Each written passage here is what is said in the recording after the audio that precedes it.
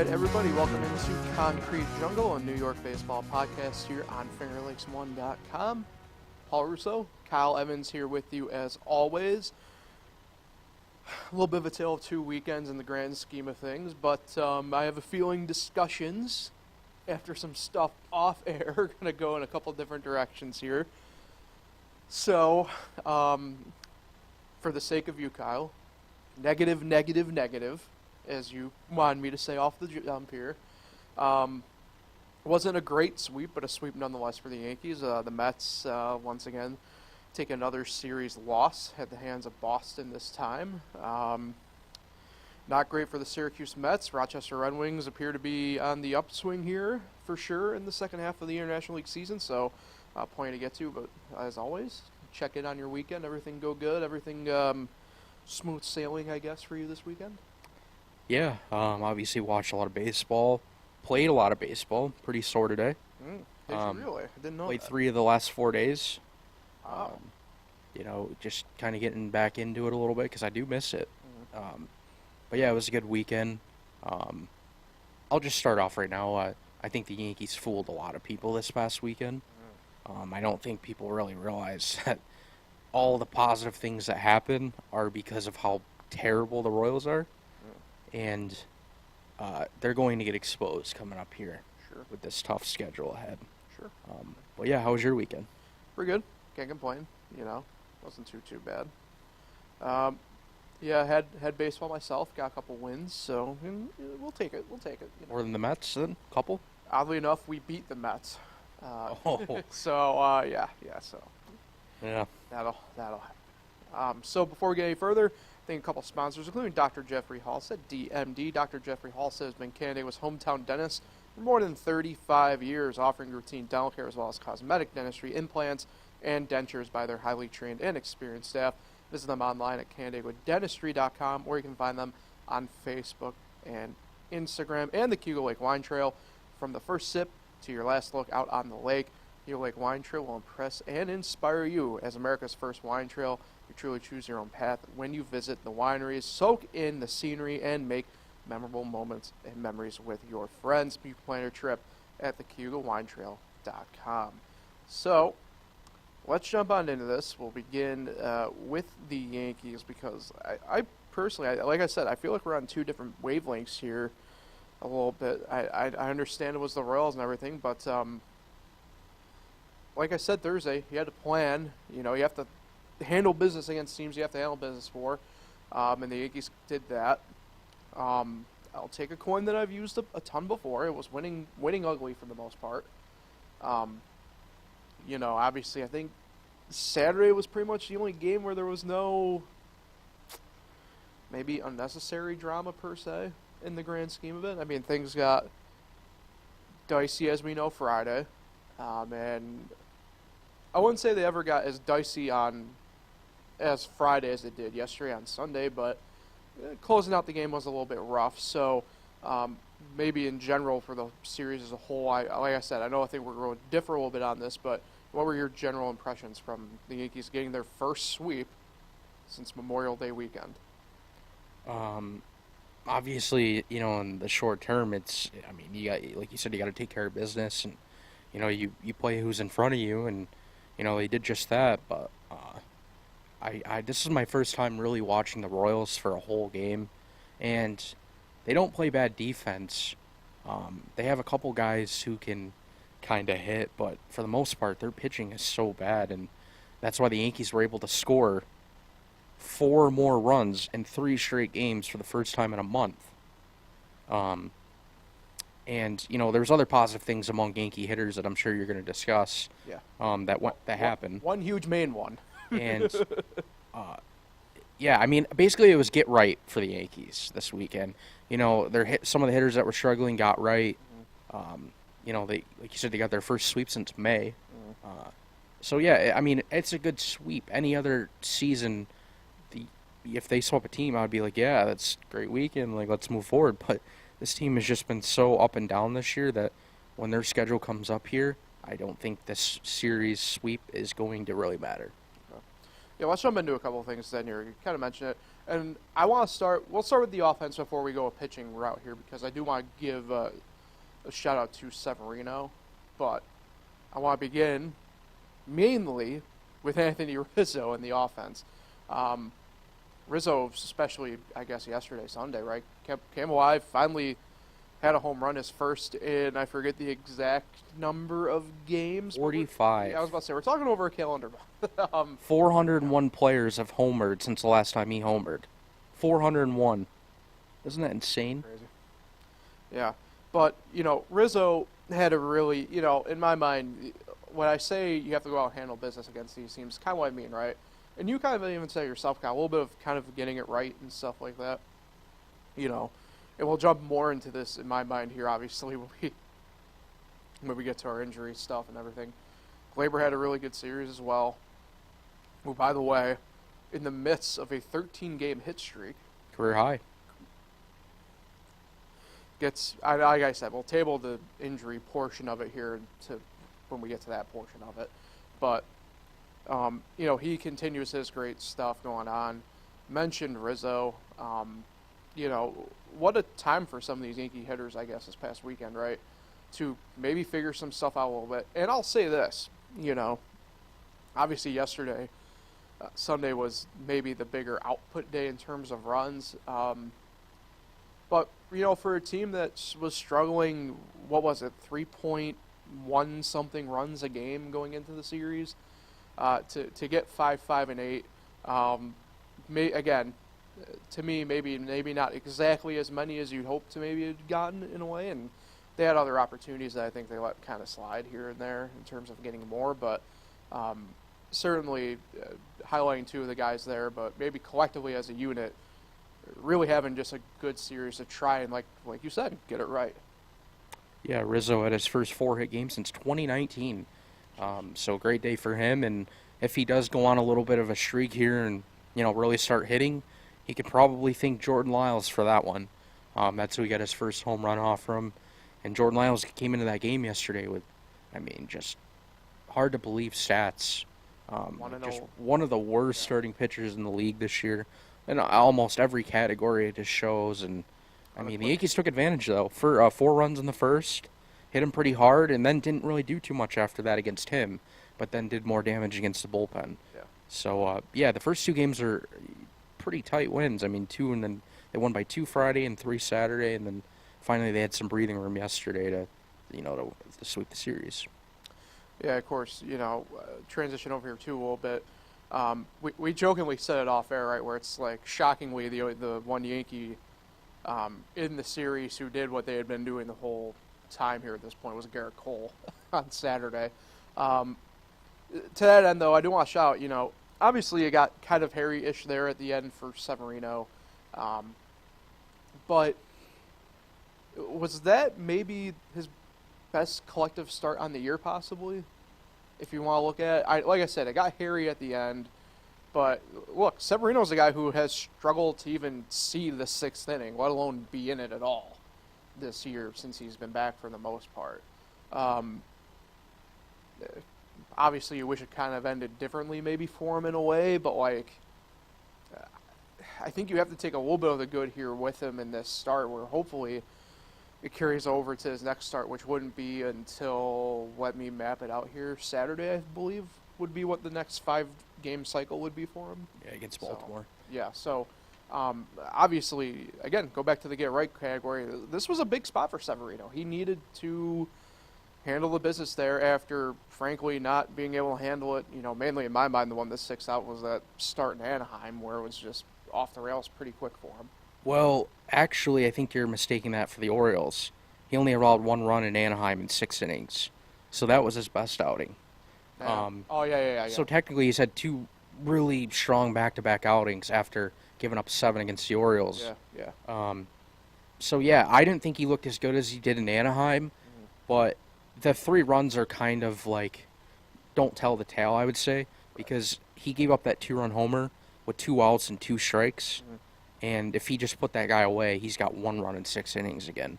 So, the end of his outing was a little shaky, but for the most part, he looked good again. And hopefully he can continue to build on that. Because, I mean, we were kind of mentioning there was a chance that we thought if he pitched bad again in Anaheim, which he didn't end up, that they could perhaps move him out of the rotation for a little bit. Yeah. And then he kind of showed up these 2 starts, and now I think he's kind of safe for at least now. Yeah. Well, I'm thinking of Anaheim, too. He wasn't locating well in Anaheim, though. Like, I remember that he was leaving a lot of stuff up in the zone. Yeah, I mean, in terms of the collective, yeah, I mean, that Baltimore game was just miserable for him. And, you know, look, that's going to be a team he's going to be more than likely facing here down the stretch, obviously. Yeah, this weekend. We'll have to figure it out. That's right, yeah. So, I mean, yeah, a Tough ton test. of stuff to kind of think about here with them and him. A lot of the Yankee stuff here I want to discuss involves the injury stuff and everything like that. So I think the last really main thing from the weekend that kind of stuck out to me in a way that maybe is obviously different was the fact that, you know, yesterday it gets announced that another, not coaching change, but we'll call it an addition in an advisory role, but Andy Pettitte will be joining the Yankees in this advisory role, mainly working with the pitchers, but also kind of as like this like liaison for Aaron Boone is the best way I can kind of describe him, the way I kind of thought of it. I don't know what to make of it, to be completely honest with you. Obviously, Pettitte's one of the guys who kind of always, maybe not always involved in spring training, but he's popped up here and there since he's retired and stuff like that. But in terms of, you know, frankly, I'll go ahead and say it because it almost sounds like they're making him a coach without being a coach type thing. Kind of his first gig in this space and at this level. And we know what Pettitte can do. He's arguably the best Yankee pitcher of our generation type deal. You know, like I said, it caught me off guard initially. What was kind of your initial reaction to it as it got announced yesterday? Well, I read into it from that article that first reported at NJ.com, and then I heard Boone speak about it after the game. So I don't know if you know this, but he's actually not going to be at every game. He's going to try to be at every game, but basically Boone kind of described it as if he's going to pop in as much as he can, and he has no set job duty, is what Boone said. He's, you know, everyone thinks he's immediately going to go work with the pitchers, and he said that's not the case. You know, he'll work with everyone. His voice, just even in the clubhouse, is going to be great. And basically, I just think he's there because, you know, he has so much experience, 18-year career. You know, he won 5 World Series. So I think he's more of a voice, but he will help out, you know, when needed. And I think that's, Boone said they've wanted him for a while. That's what he said in his post game. So, I mean, I did think it was interesting, and I do think it's interesting that Boone said he wouldn't be at every game. Because he has like a son and that plays baseball and he's got to deal with that. But I mean, I love Pettitte. I think you know, it's great to have him on board, but I don't know how much of an influence he's really going to be. The timing of it for me was really strange. I mean, just with the way more or less the summer's gone for the Yankees, and it kind of gave the sense to me, and like I said, maybe in this sense I will be wrong, and if that's the case, then more that would be better than wrong. But to me, it just felt they're kind of throwing at the wall and hoping that something sticks in a way, almost with it. And I don't mean that as disparaging to Pettitte or maybe even like the Yankees as a whole in this scenario. I guess if that report is obviously 100% true that they've been just trying to get him for a while, maybe the timing of it was just Pettitte has an out right now that he can go ahead and do this for at least part-time, right, in that sense. But to me, it just kind of feels like they're throwing at the wall and hoping that this sticks and this helps turn around the season almost. Yeah, and many are forgetting that Pettitte was actually an advisor in 2019, but only for spring training. Right. So now he's doing it during the season. So, yeah, he, like you said, he doesn't have much experience in this role, but he has been around the team, you know, for a month in spring training back in 2019. I know the team's totally different now, but yeah, so he has a little bit. Well, on names, Yeah. I mean, there's no Brett Gardner. You know, like where should we start? And then I don't know if you've seen, but Nick Swisher was also in the house all weekend. He was I didn't see that. sitting next to Sean Casey and Andy Pettit during Judd. Oh, I probably shouldn't say this because you're going to talk about it coming up. It's But okay. during live BP yesterday. You can tease that. That's fine. Yeah. Yeah, Aaron Judge's live BP yesterday. They were all standing together, and Swisher was helping Rizzo on Friday. Mm-hmm. Did you see that video? Yeah. So, yeah, I guess Swisher's coming around more now. So are we going to start seeing more former Yankees in the house? Or is this just two guys that are kind of going to be around? Well, and that's the thing, and maybe with that, where you can always tell where a team is, and this goes across all sports, right? You can always tell where a team's culture kind of is when, where former players kind of, I guess, are with them in a sense, right? Like I'll use, I'll use my football team example, right? The Commanders, right? Like up until really this past year when now Snyder's, who is now fully sold out, right? But this past year he just wasn't as involved, obviously. And you had a lot more former players kind of around the team and the organization. But before that, I mean, you could tell the culture just sucked and nobody wanted to be around it, and that's that. Whereas, flip it, look at like our favorite basketball team, the Miami Heat. I mean, hell, Alonzo Mourning is one of the more prominent front office people for them, right? Shane Battier is still involved with them a little bit, but, former players still pop in a ton down in Miami, whether it's just to watch a game or stick around for a little bit, stuff like that. So, but it's interesting, though, because you mentioned Pettit, right, and Swisher, and the Yankees are very known about that spring training element of having a ton of guys in, whether it's Willie Randolph, up until a couple of years ago, because now he has that role with the Astros, Reggie Jackson, so on and so forth, right? But, outside of that, like, the Yankees haven't had that in a while, now that I'm really am thinking about it. It's been a while since any of those guys have really, I guess, maybe been around in a way. So it kind of makes you wonder maybe if maybe they want to be the culture changers within the organization in that sense. Maybe, I don't know. I mean, Pettit was one of my favorite guys, but I mean, Swisher was a guy that I loved because really good player, but every clubhouse needs a clown, right? And he didn't mind having to be the jester every now and then if push came to shove, But he's a very good player. He knows his stuff. I mean, I'm sure you've probably seen when he does his stuff with Fox every now and then. He knows his stuff. I mean, he's very enthusiastic. I think like I said, maybe it's just a good sign that if they want to be the ones who want to help change the culture, if they're going to spearhead it, I applaud them for it in that sense. Yeah, people are joking on Twitter on Friday when Swisher and Sean Casey are both in the cage helping Rizzo. And they're like, man, the amount of energy Rizzo could be getting from these two guys. Because, Sean Casey's just like Swisher, very high-energy guy.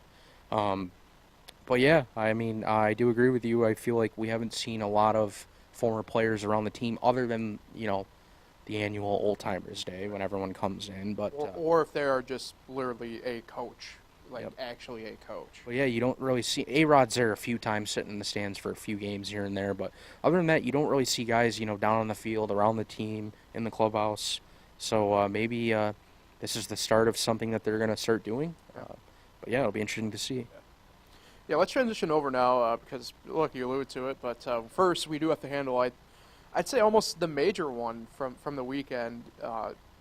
Gleyber Torres left Sunday's game. With left hip tightness, and this was after his first inning home run and everything like that. When I was doing the notes, it still said no tests were scheduled. So, and I also saw Boone, said that he saw him post game and he was already feeling better. So, I don't know. I don't know if maybe it was kind of like a cramping type situation, but it does get me concerned a little bit. Having, frankly, who's probably been your most consistent hitter the past 2 weeks, go down like that. I mean, obviously, the Yankees have a laundry list of problems going on right now, injury-wise, more so than even, like, say, the Mets or a lot of other teams going on. But, I do have a little bit of concern with it still. The fact that there's nothing really scheduled as of right now or anything like that, to just, frankly, just double-check that there's nothing does concern me a little bit. Yeah, for me, I was first concerned, but then when I heard, post-game what Boone said, I don't always trust Boone, but I don't know. I'm not too concerned with this. I do feel like this would be the type of injury where, Boone gives him an extra day tomorrow or something like that. But I don't think it's an IL stint. And if it is somehow, I mean, man, that's gonna sting because he's been one of the only guys that have consistently hit the last 2-3 weeks. So I think my main concern comes from something that we'll touch on here in a couple moments.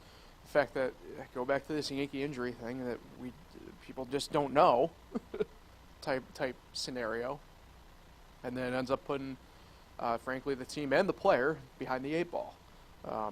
But like I said, we'll touch on that in a moment.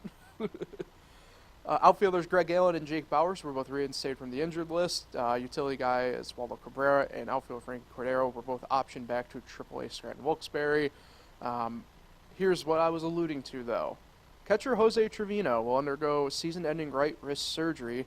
The plan is to be ready for the 2024 spring training, but this was apparently an issue that's been with him since spring training of this year, where just sore, banged up, hurt, whatever you want to call it, and the pain just never went away for him.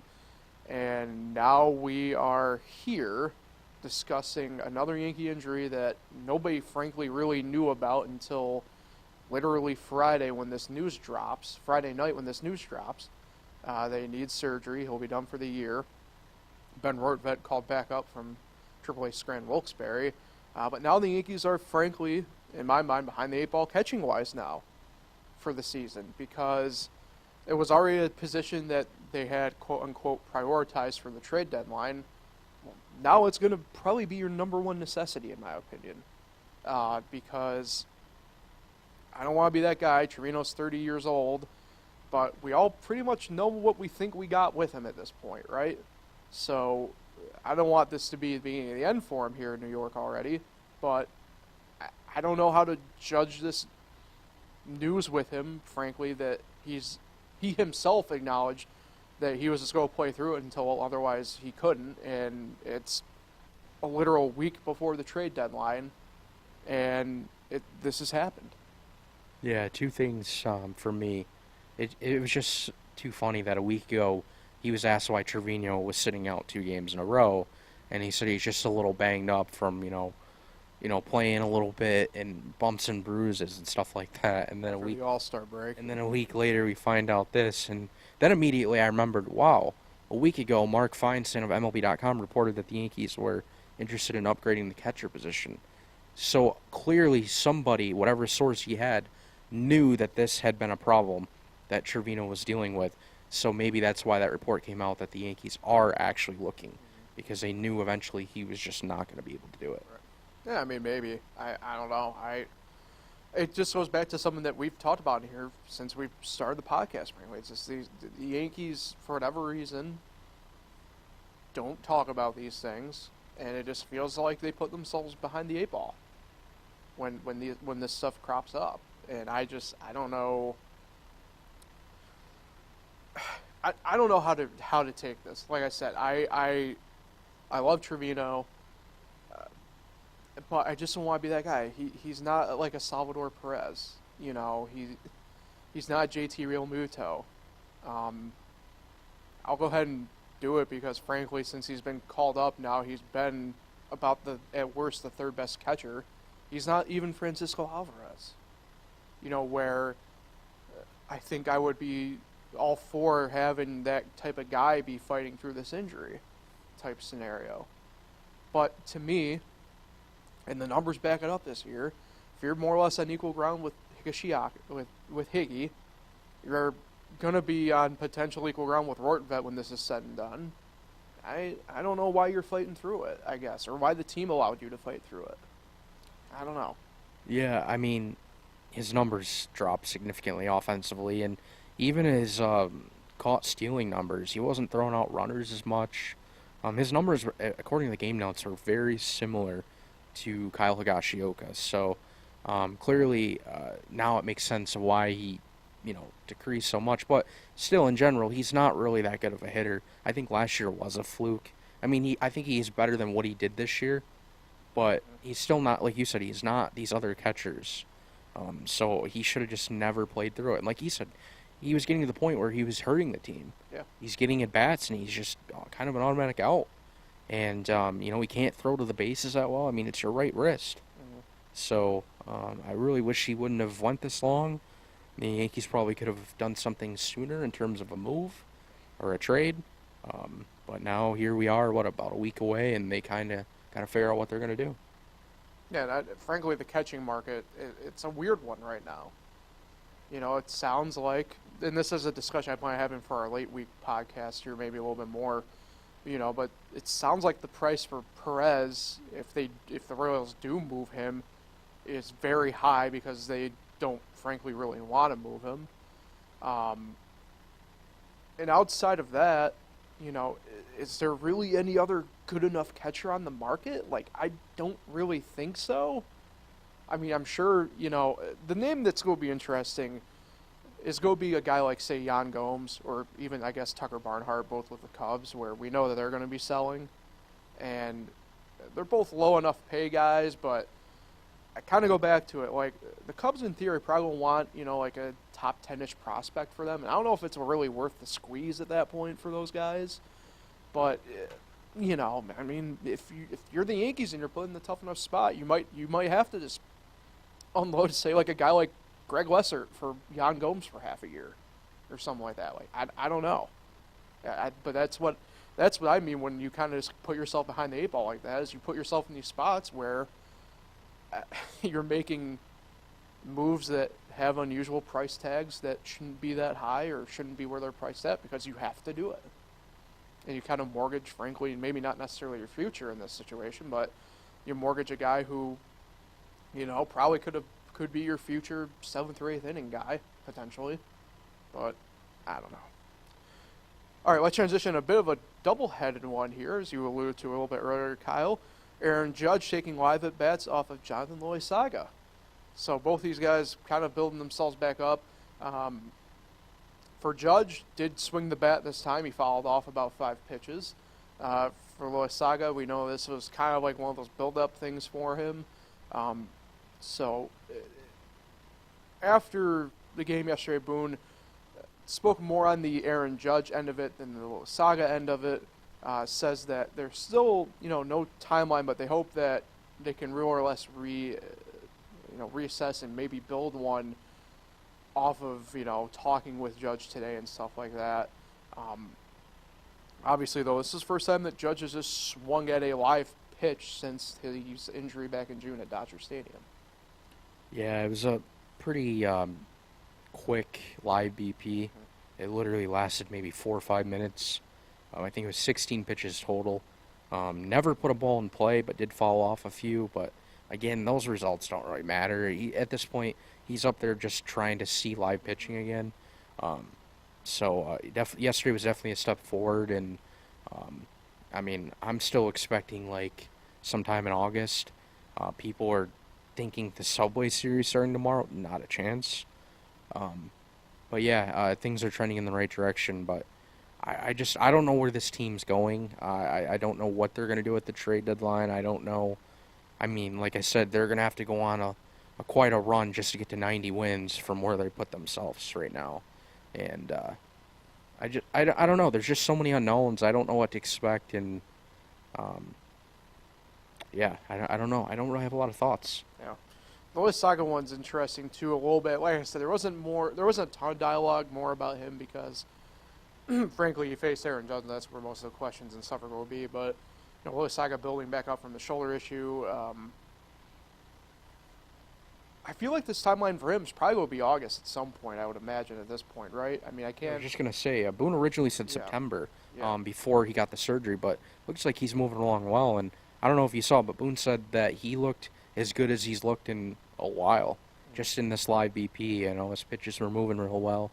He's throwing off speed, so he would be a big piece to get back in that bullpen, especially with guys like Michael King and Ron Marinaccio just struggling really bad right now. And I'm sure they'll turn it around, but I do wonder, I know this is a little bit of a different topic, but if Ron Marinaccio's spot could be in jeopardy because he does have options.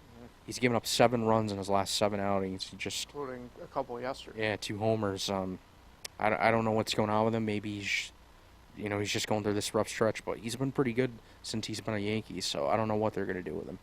Yeah. Yeah, I don't know. I mean, plus Luis Saga's a guy that, both we figured could potentially compete for the closer role, honestly, going into the year. So there remains to be seen there. Nestor Cortez, last update really here. Rehab assignment, Double-A Somerset yesterday. 4 1/3 inning, allowed a run. Was it 2? Yeah. Well, it might have been 1 earned or something. I don't know. 2 1/3, 1 earned run. Probably saw home run. I saw 4 1/3. No, he only threw 42 pitches. Well, either way, Cortez, obviously, as we know, going to need multiple rehab starts here before he's good to go. But at least the ball is now officially in motion on the lefty to get back to the Yankees here within the next, we'll call it 3 weeks or so, based upon how these have been going this year for these guys on rehab starts. Yeah, he's eligible to come off August 3rd, but like you just said, it's going to be a little bit longer because he's going to need at least 2 more outings. And, like I said, he only threw 42 pitches yesterday, so he's got to build up a little more. But, yeah, getting him back in the rotation would be good. Hopefully he returns to his 2022 form. He struggled at times earlier this year.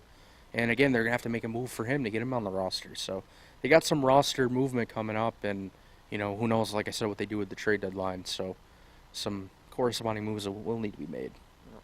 Matt Bowman's time on the 40-man might be coming to an end before it even got started. Yep. All right, let's transition over to the Mets because obviously the Subway Series is going on this week, so we get to table that portion of the discussion for a moment. The Mets dropped the series in Boston. They were able to pick up a Game 1 victory over the course of 18 or so hours because of rain from start to finish, but that was pretty much the high point.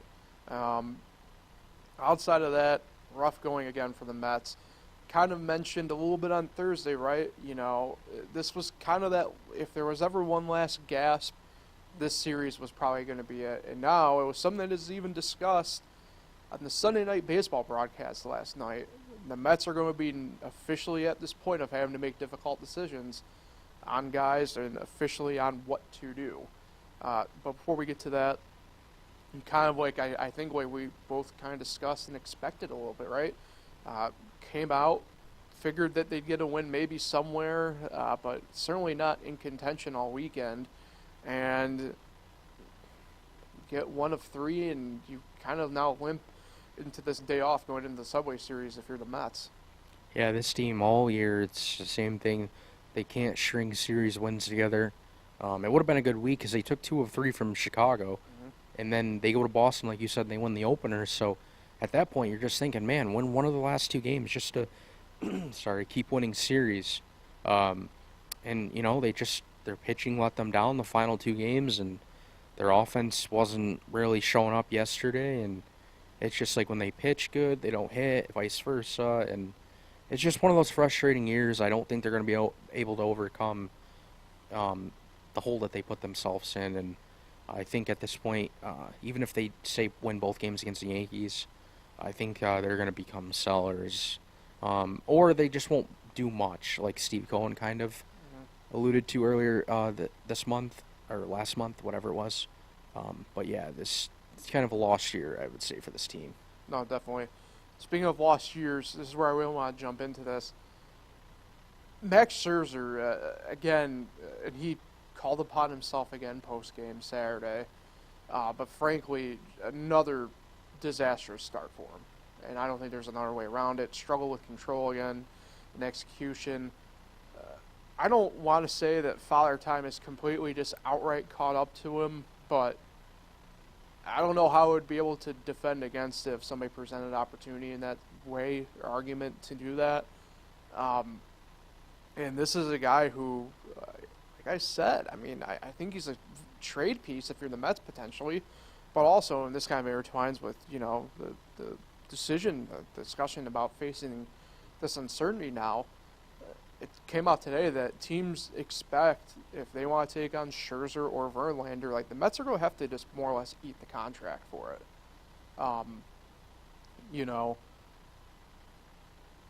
To harken back to something I heard on Sunday Night Baseball last night, most players, when you trade for them at this point in the year, usually if you take them on, you owe them maybe 1, 2, 3 million, sometimes upwards of 5.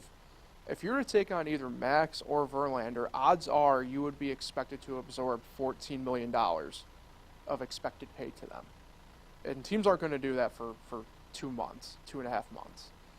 And that's where, the Mets are going to have to figure out this deal. So, for Scherzer, I don't know if I have an answer for him at this point. Outside of, just yelling, figure it out, like I'm Big Cat.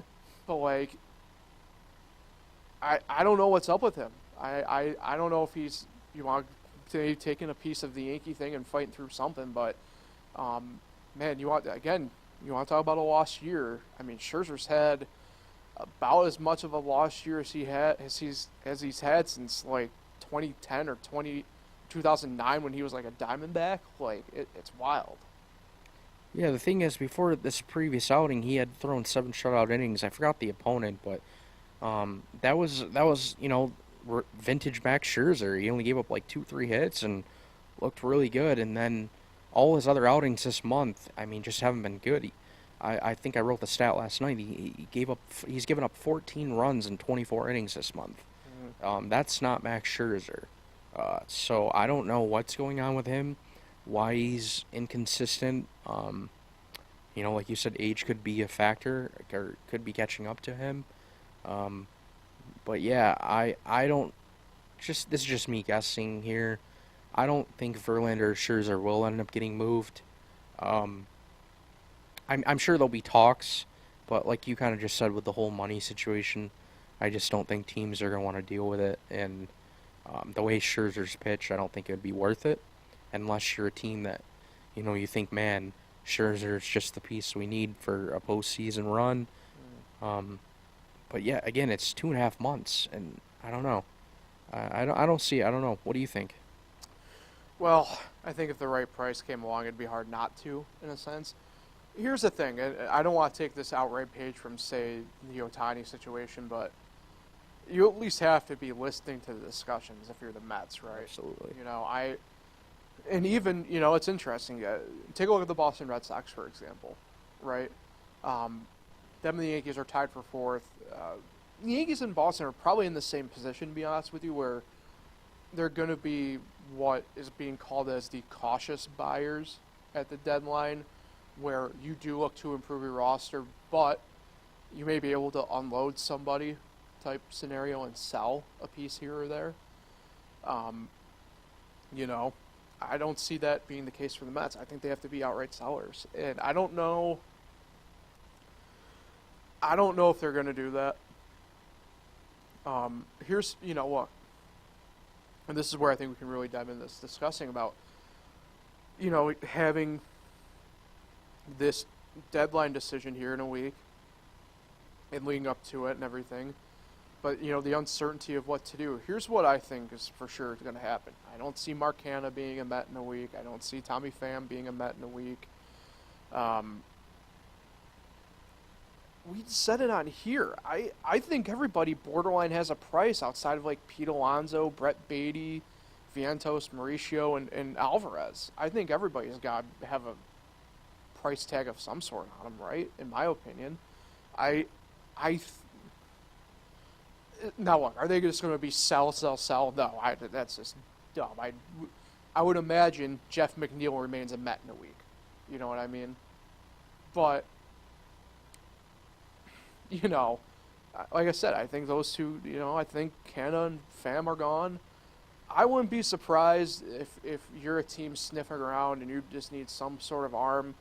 And it's funny that I'm saying it out loud, but who's had a good run of outings here again the past few weeks since he's got called back up? David Peterson. I bet you there might be a team out there. Who would be a team like that? Maybe like a Texas who's just we need another just arm to have type scenario, Call and be like, hey, we want him. Do you mind taking prospect number 15 for Peterson? I bet you the Mets would just be like, yeah, why not? Something like that. What do you think about Starling Marte? I think once he comes off the IL, I think he'd probably be gone too. Because he's only dealing with migraines, so even though And he could be back. Wasn't he something like he could have been back anyway? yeah, I think he's only got like 4 days left on the Yeah, it was a IL. retro placement. Um, so I'm just looking at his contract. He's under control for 2 more years or 3 more years. Um, so And it's a reasonable contract. It's not exactly. outrageous. So I'm wondering, and because of his struggles this year and all the younger guys now, I'm wondering if some team would be interested in giving up pieces to get him. I mean, like I said, he's under control. He's not a rental. Um, and then that would open spots, like I said, for these younger guys. That would be interesting to watch. Yeah. I'm sure they'll at least get calls. I really, truly believe they're going to get calls on everybody. Yeah. I mean, why wouldn't they? Or why wouldn't a team try calling and asking? Um, I'm not saying I expect it, but I'd give him like a 30% chance of being traded. But, I mean, it wouldn't be a bad move for a team that's looking for a veteran outfielder that's under control. Yeah. So we'll see. But, yeah, Jeff McNeil, I'm looking at his contract, and he's got so many years left, and I just don't think they'll probably trade him. Right. Yeah, I mean, look, the guys that I expect to be traded from the Mets, like I said, your Canos, your Phams, Martes, frankly, Ottavino, his name's popped up. I know that. So I'm assuming that also means probably David Robertson's name is also picked up, as I've now turned him into the Admiral. Guys like that are who I expect probably to be gone. And let me ask you this. Are they okay with Trevor Gott continuing to, like, give up tons of runs? Or, I mean, a 7 ERA in 6 outings? Yeah. Gave up 3 more the other night in relief? Like, I mean, how much longer can you deal with this? Yeah, no, I mean, last night was the best night he's looked in a Met uniform, to be completely honest. 1, 2, 3, fourth inning, I think it was, fourth or fifth inning. But that, if you're the Mets, that's kind of the position you put yourself in at this point.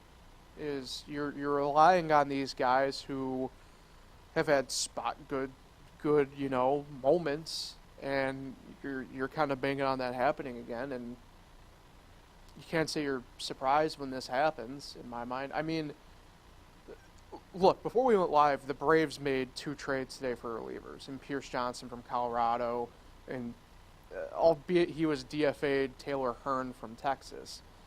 If you're the Mets, Taylor Hearn makes a great example. This will kind of bring him on. He's had great moments for the Rangers, but he was just the odd man out. He was out of options.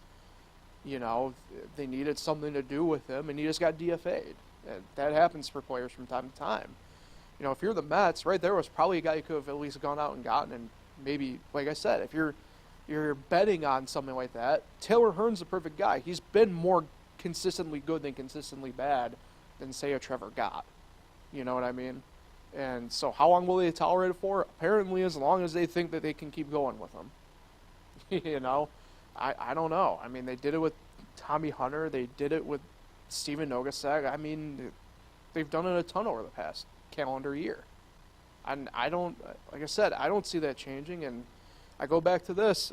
I hate pounding it, but, like, they don't have a director of baseball ops. Like, there's no plan in right now outside of Cohen wanting to win and whatever Billy Epler thinks is the direction the team should be going. So I don't know I don't know how long they'll go. Like I said, I think it'll just be until they get sick of seeing him out there again, like they did with the other guys. What do you think their goal should be the rest of the season? I know we could probably talk about this other shows, but, like, at this point, I mean, you're probably not making the point. Like, just finish 500 and you call it a good year? I think the questions you're asking is fair, because that's part of the uncertainty now of the next week for the Mets, right? And even moving forward in the future, like what are you expecting next year? Like, I know we're still got the season left in the off season, but like you said, they're still looking for a baseball ops guy. They have veteran guys that aren't performing now that they gave contracts to. It's like they're just in a weird spot all of a sudden, and we came into this year. Yeah. I know me. I thought they were gonna have a good year. I mean, I expected, frankly, to be bluntly honest, I think the expectation for the Mets had to have been World Series. Yeah. Or at minimum championship series, league championship series, right? Here's the thing with the Mets, and look, the way they play hasn't shown it, but I expect them to just be 500 the rest of the year. I expect them to play 500 ball. Do you think they'll catch 500 though, or they'll just keep? I think at this point, I don't think they're 7 games back of 500 right now, right? They're 46 and 53. They haven't done anything to prove to me that they'll get back to 500 yet. Now they could catch a streak of 10 wins. I mean, that's not unheard of in baseball, right? And all of a sudden the script flips, and at that point, you know, they're at least knocking up the door of the wild card again. But I mean, unless they do that in the next 10 days or something like that, I don't see that happening. So let's see. It's what they are. They're 99 games into the year, which means they have 62 left. So what is that? 31 and 31. That's my expectation for the Mets the rest of the way. It's 31-31. Yeah, probably about right. I mean, I just still can't believe we're sitting here and that's the record. It's crazy to me. Yeah. It's been a failure. It's been an unequivocal failure.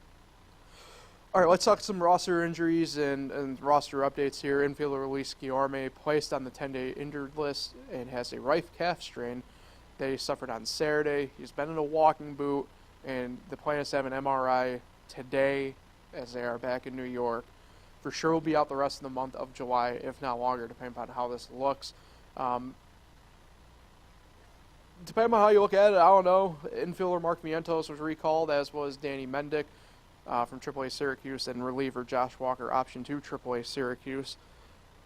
You know, tough spot. Guillorme was doing all right since he got recalled back up from Syracuse, and had been honestly a rock in the infield still defensively for them. So tough spot, and obviously, again, if you're the Mets, he might have been a potential trade piece to send somewhere. I mean, I don't know to where, maybe necessarily, but I mean, the guy's a pro's pro, not afraid to play any really position necessary type deal, and this kind of sucks to see for a guy who, more or less out here, kind of as I call it, screwing it, playing his worth out to the Mets, showing them that they might have made a mistake by sending him down in the first place. Yeah, I agree. He's a nice utility guy, and it sucks to see him go down with an injury. And then I think he suffered it while making a defensive play, I believe. Yes, he did. Yeah, so that's just tough there. And like you said, yeah, now they can't trade him because he's hurt, and I expect him to be out a while. I don't know. I don't think there's been a timeline yet. No. So maybe we'll get more tomorrow. tomorrow. It's all about the MRI today, the way it sounds. So tomorrow we should get more of an update. But yeah, that sucks. Yeah, it's a tough spot. Speaking of tough spots, as tomorrow the Subway Series reignites in New York for the second time this year. First time though in the Bronx.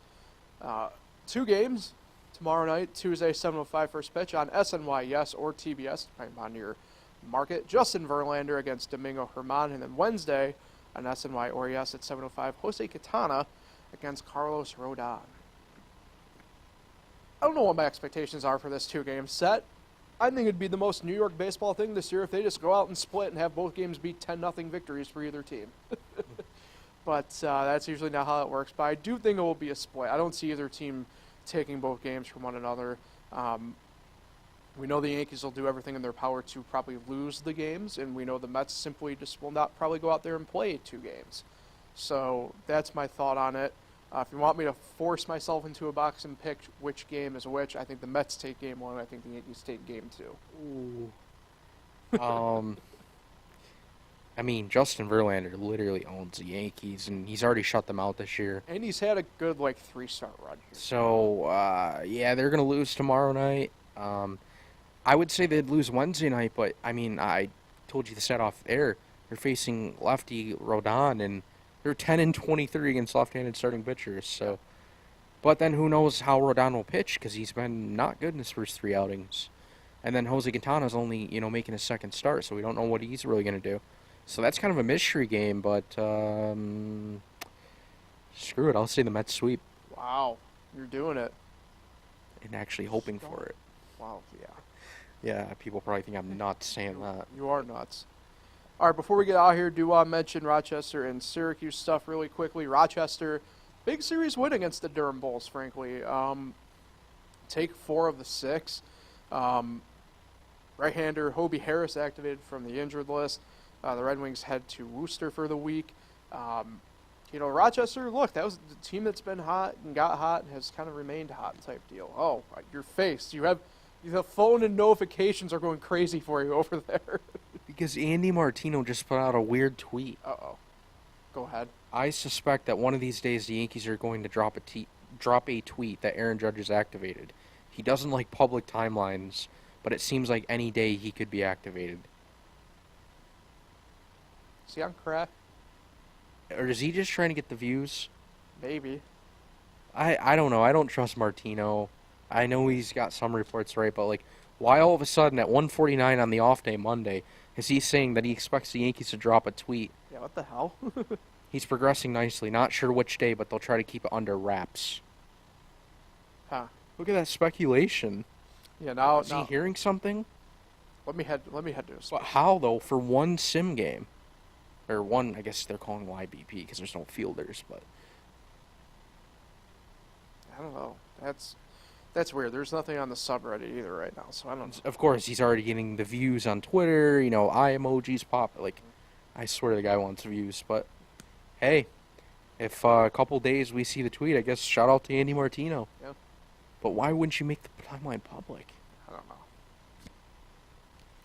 Timelines are kind of inherently public anyway. I don't want to be that guy, but whatever. Anyway, Rochester, really great week for them. The bats have been red hot. Their pitching overall has been really great. I mean, Yoan Andon had a highlight reel pitching performance over the weekend. Just great stuff. Syracuse, on the other hand, drops the series to Buffalo. Despite a couple late inning comebacks, they just couldn't quite capitalize on one of them. They head on the road to Lehigh Valley for the week. For them, though, Joey Lucchese placed on the 7-day injured list. And 7-day is usually involving concussion, so that's pretty interesting there. But nothing outright saying concussion this 7-day. Dylan Bundy and catcher Nick Mayer were both activated. Left-hander Tyler Thomas and shortstop Brandon Fryman assigned from AA Binghamton to Syracuse. Syracuse, not much going right for them either right now. They find themselves 19th, 7 games back at 6-14 for the second half of the year. To show how tight things are, though, actually closer they get to the top, Rochester was tied for 9th at 11-10 in the standings, only 2.5 games back. And it's a pivotal series from the Red Sox are second in the standings, and it's pretty interesting because Lehigh Valley is number 1 right now in the International League, so things not getting easier for Syracuse, but big pivotal week in all honesty for the Red Wings are coming up. Well, let's shift to the Syracuse Mets. Yeah, go ahead. At what point does Dylan Bundy just get a chance here in New York? I mean, even out of the bullpen is what I'm talking about. I'm not talking about the starting role, but I mean, the Mets bullpen's so bad. Like, why not just throw any guy at this I would point? like you to please credit Paul Russo. That's me when you bring that up, because I did say that over the weekend in our group chat. Let this guy just pitch out of the pen. I mean, it can't be any worse than what they have, and I mean, his starting numbers aren't good, so maybe bring him to a relief role the rest of the year. Why not? Mm-hmm. But yeah, Syracuse is kind of following The first half trajectory. Yeah.